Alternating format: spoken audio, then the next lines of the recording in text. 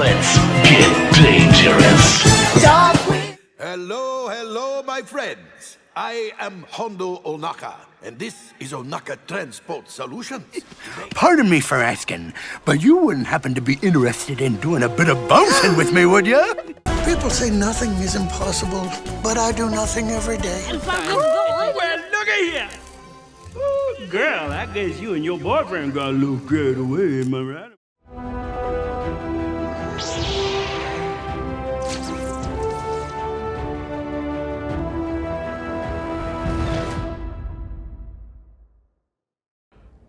Super honored to be here with Jim Cummings, who I think we've all grown up with at this point. Hey, you know, glad to be here.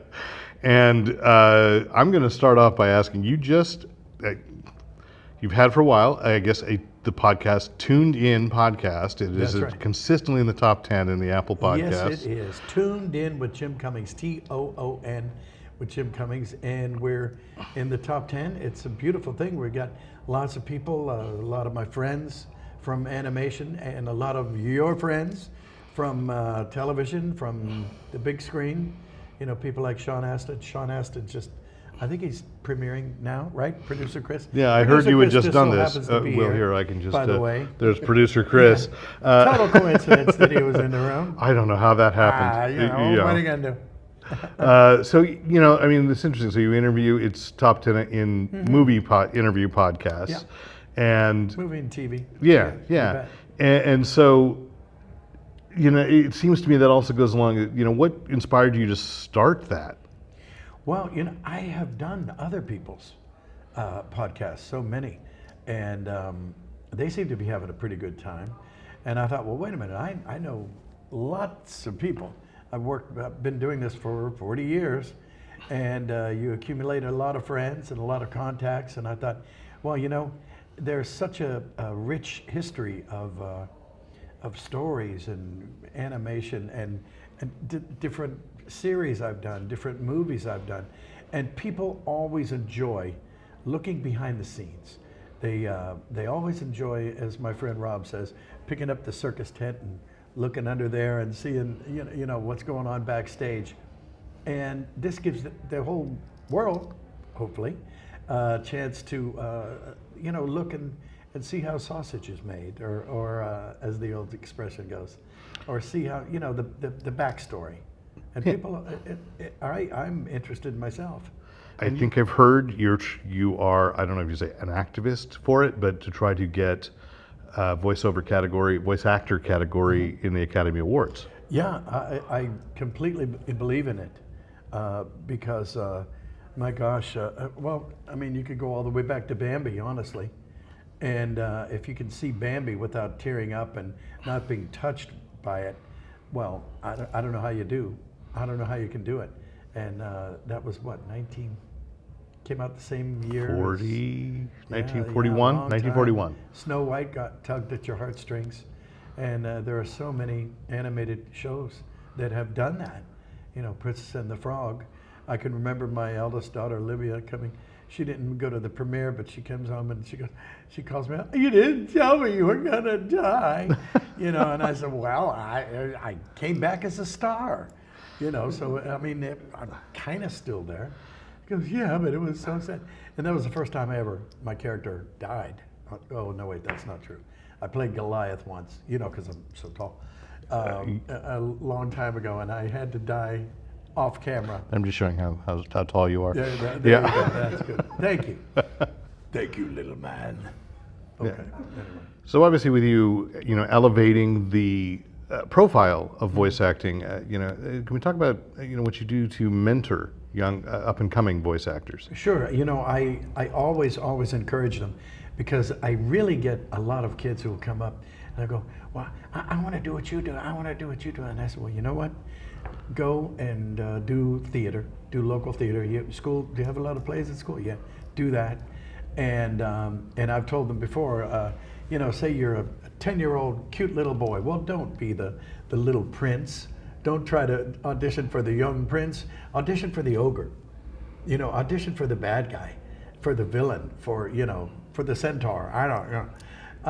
Because it stretches you. And if anything that forces you to use your imagination, or encourages you to use your imagination and tap into that spirit. I think it's a learning experience, and people respond to that.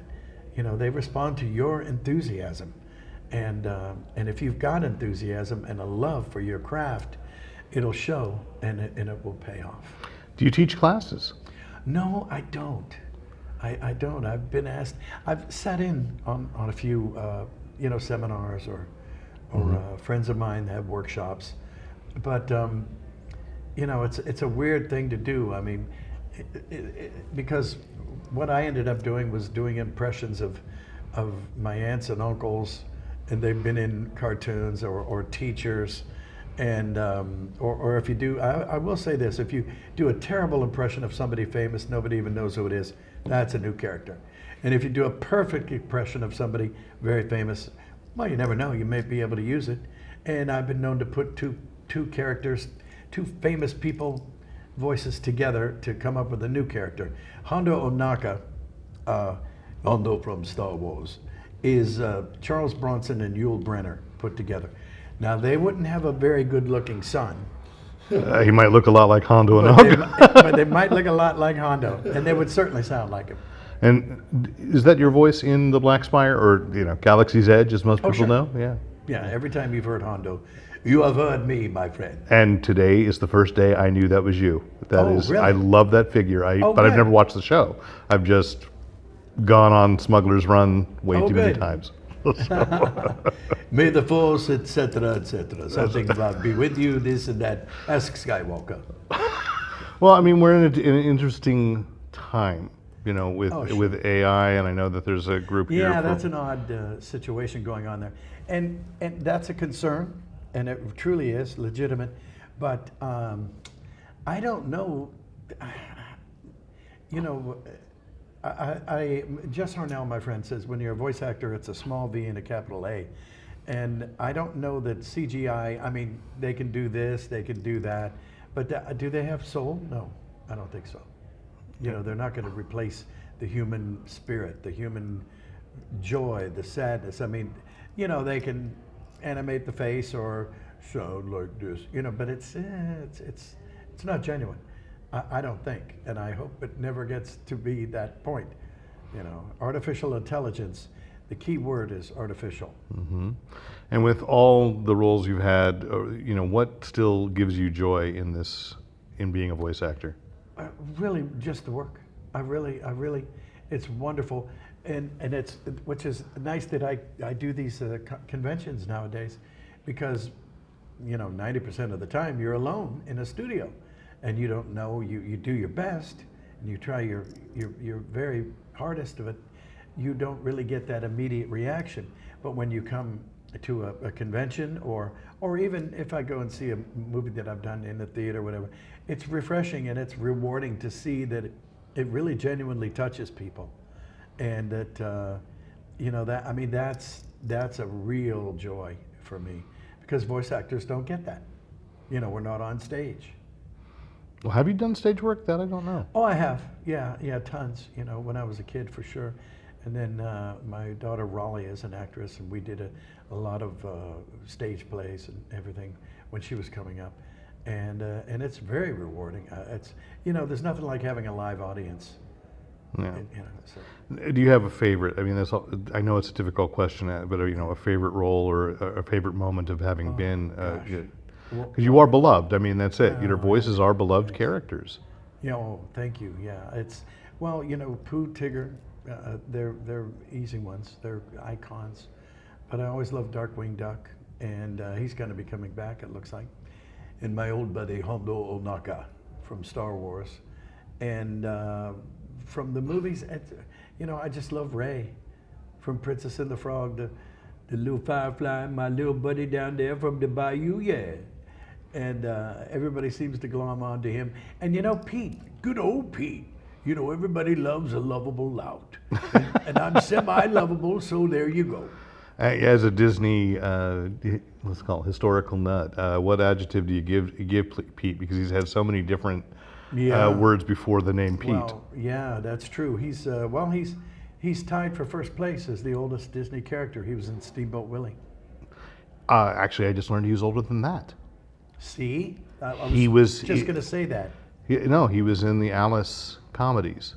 Oh. And so, I think I've heard that, yeah. but I'm I not didn't, I familiar just with- found that out last year, and I was like, because, Yeah. I mean, who's seen, you know, I hate Yeah. to say, how many opportunities have you had to see the Alice comedies? But, Yeah, I have not.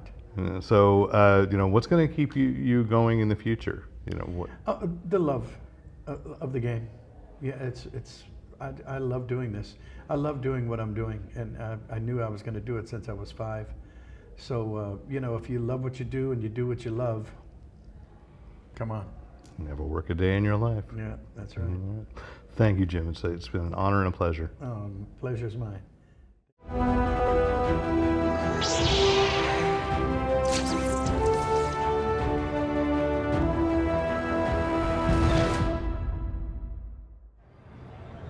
Thanks for watching. The party's not over. It's just going to be a little bit quieter from here on out. Please hit the subscribe button and visit fanboyplanet.com for more content, because you never know what's coming next. I know I don't. And remember, use your powers for good.